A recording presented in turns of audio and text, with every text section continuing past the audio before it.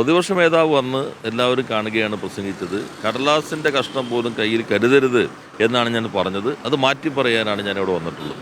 അപ്പോൾ കയ്യിൽ എന്ത് കരുതണം എന്ന് തീരുമാനിക്കുന്നത് പ്രതിപക്ഷ നേതാവാണെന്ന് വ്യക്തമായി.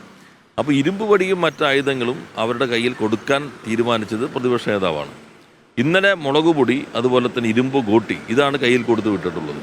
അപ്പോൾ ബോധപൂർവം കലാപം സൃഷ്ടിക്കുക, ഇത് കാണുമ്പോൾ വല്ലാത്തൊരു പരിഭ്രാന്തിയിൽ നിന്നാണ്. അവർ നവകേരള സദസ്സിനെതിരെ എടുത്ത എല്ലാ നിലപാടുകളും വല്ലാതെ പരിഹാസ്യമായി പരാജയപ്പെട്ടു. ഒരു കുറ്റവിചാരണ സദസ്സ് സ്വാഭാവിക മരണത്തിലേക്ക് പോയി. ബഹിഷ്കരണം അവസാന ഘട്ടത്തിലായപ്പോഴും അവരുടെ പ്രധാനപ്പെട്ട ആളുകൾ, ഇന്നലെ പോലും അവരുടെ കൗൺസിലർ, DCC മെമ്പർമാർ എല്ലാവരും പങ്കെടുക്കുന്ന അവസ്ഥയിലേക്ക് ഇന്നലെ പോലും വന്നു. അപ്പോൾ സ്വന്തം അണികളെ പോലും ബോധ്യപ്പെടുത്താൻ കഴിഞ്ഞില്ല. ഇപ്പോൾ നോക്കൂ, ഈ പരിപാടിയിലൊന്നും മുസ്ലിം ലീഗിനെ നിങ്ങൾ കണ്ടോ? മുസ്ലിം ലീഗിൻ്റെ ഒരു ആളുകളും തിരുവനന്തപുരത്ത് സമരത്തിൽ കണ്ടോ?